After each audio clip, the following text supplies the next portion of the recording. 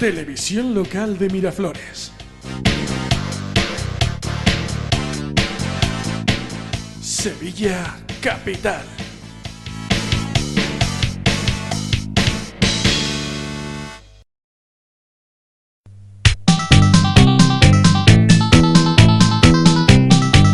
La historia por otros ojos.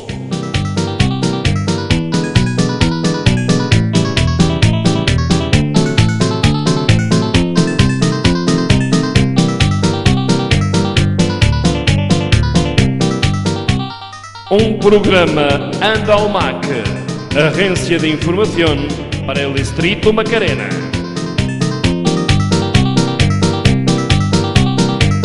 Para TLM, Televisión Local de Miraflores, Sevilla.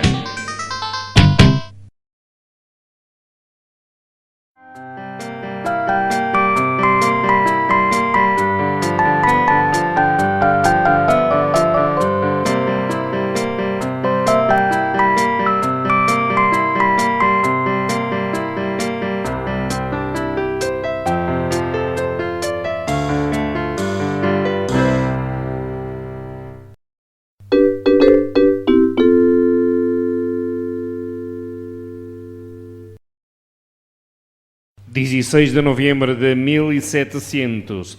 Luís XIV anuncia su nieto como rei de Espanha. Fue Felipe V y quedó para la historia como El Animoso.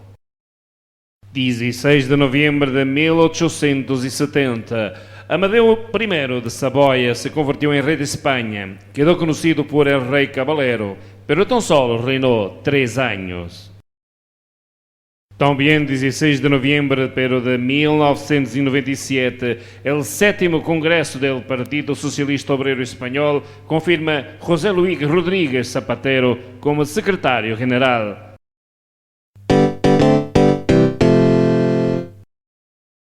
(20 de noviembre de 1975, muere en el Hospital de la Paz en Madrid Francisco Franco Bahamonte.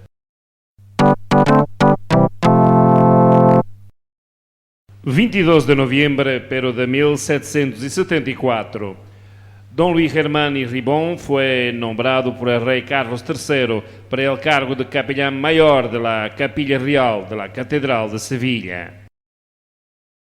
22 de noviembre de 1975, las Cortes Españolas proclaman a Don Juan Carlos de Borbón como Juan Carlos I, rey de España.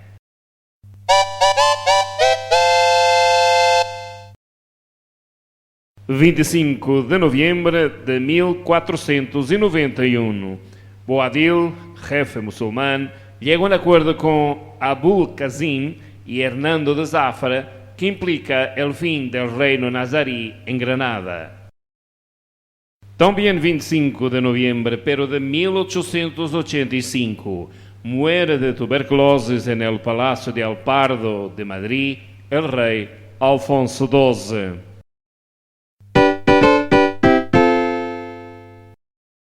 26 de noviembre de 1504, fallece poco antes del mediodía la reina Isabel I, la católica.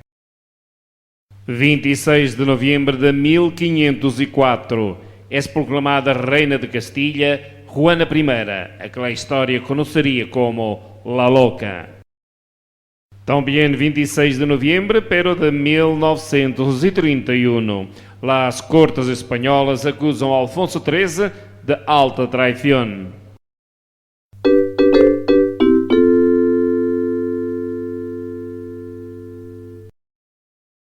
(28 de noviembre de 1857, nace en el Palacio Real de Madrid Alfonso XII. 29 de noviembre de 1879, Alfonso XII casa em segundas núpcias com Maria Cristina de Habsburgo-Lorena. 29 de noviembre de 1967, muere em Sevilha de insuficiência cardíaca el escultor António Castillo Lastrucci. Foi enterrado em la parroquia de San Julián. 30 de noviembre de 1624, la Inquisición realiza en Sevilla el auto de fe de Montilla.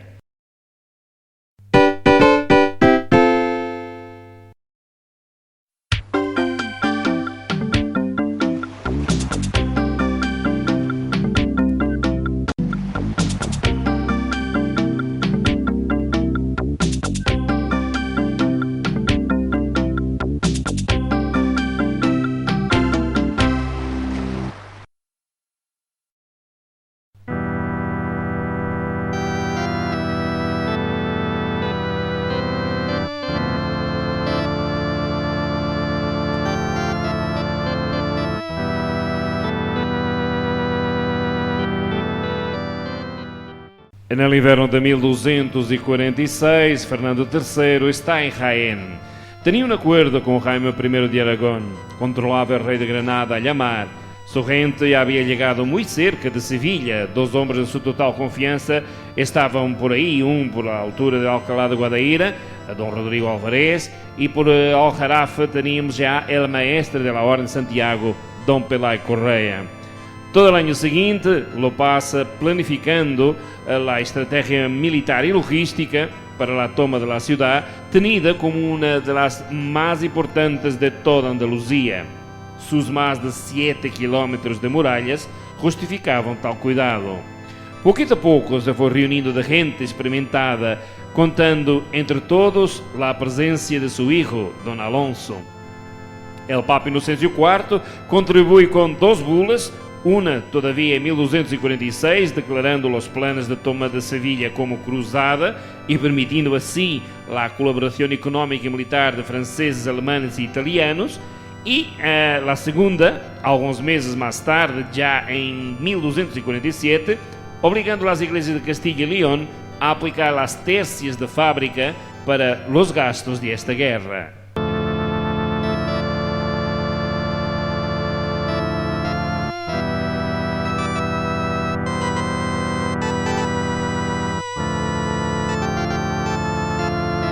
La idea es atacar Sevilla por tierra y por el río, y para eso encargó el almirante Ramón de Bonifaz que ahí se presentase con 13 naves movidas a vela y 5 galeras movidas a remo.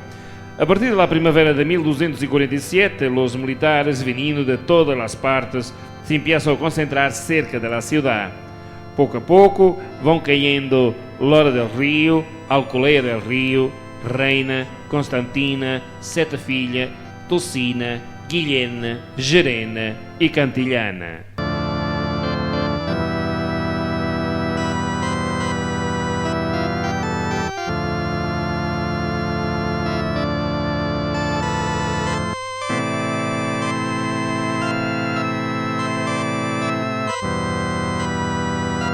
El avanço, entretanto, se vê retrasado por um surto de tifos que sofre Dom Fernando e se espera a que se recupere, o que passa rapidamente, e ele mesmo capitaneia as tropas que tomam Alcalá de Guadaira e Carmona. Entretanto, o almirante Bonifaz conquista São Lucas de Barrameda e Pelay Paredes Correia, San Juan de Alfaraja. A 24 de agosto de 1247, Fernando III corta o suministro de água à cidade e la rodeia de acampamentos. De quando em quando, grupo de militares muçulmanos salem sem prévio aviso e molestam o grupo de militares que los sitiavam, pero sem muito efeito. Tudo isso complica a tarefa de uma invasão concertada. Por outro lado, Sevilha era uma fortaleza imponente. A zona amuralhada tinha mais de 300 hectáreas, 7.400 metros de muralhas, 12 puertas e 3 postigos. Há um primeiro intento de conquistar a fortaleza a que hoje chamamos o Castillo de San Jorge e assim controlar o puente de barcas, importante meio de abastecimento da cidade, pero o primeiro ataque foi referido.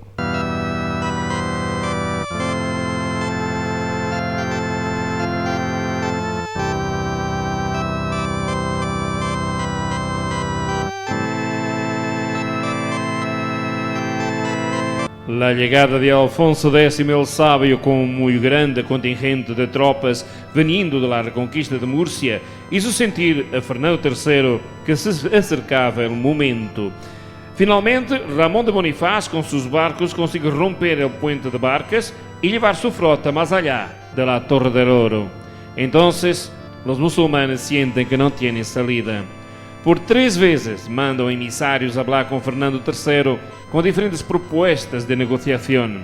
A todas, el rei cristiano contesta com um rotundo no, dejando bem claro que solo aceptará la rendición incondicional de la ciudad.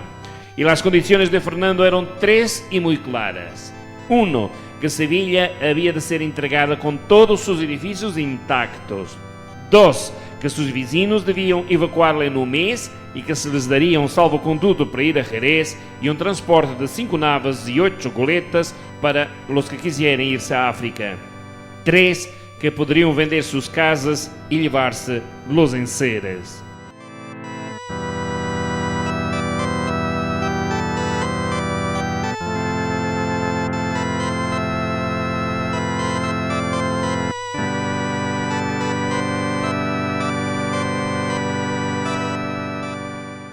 ...23 de noviembre de 1248. En un día como este, la ciudad se rinde a los musulmanes y le entregan las llaves y se van. Ese mismo día, Fernando III entra en Sevilla por la Puerta de los Goles, más tarde llamada Puerta Real.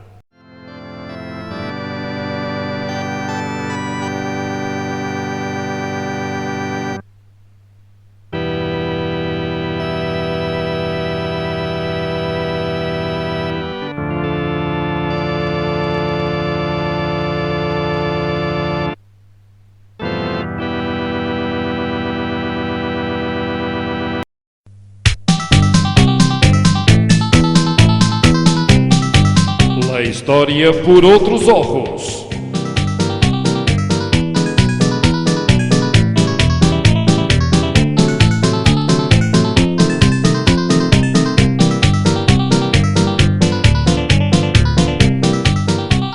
Un programa Andalmac, Agencia de Información para el Distrito Macarena.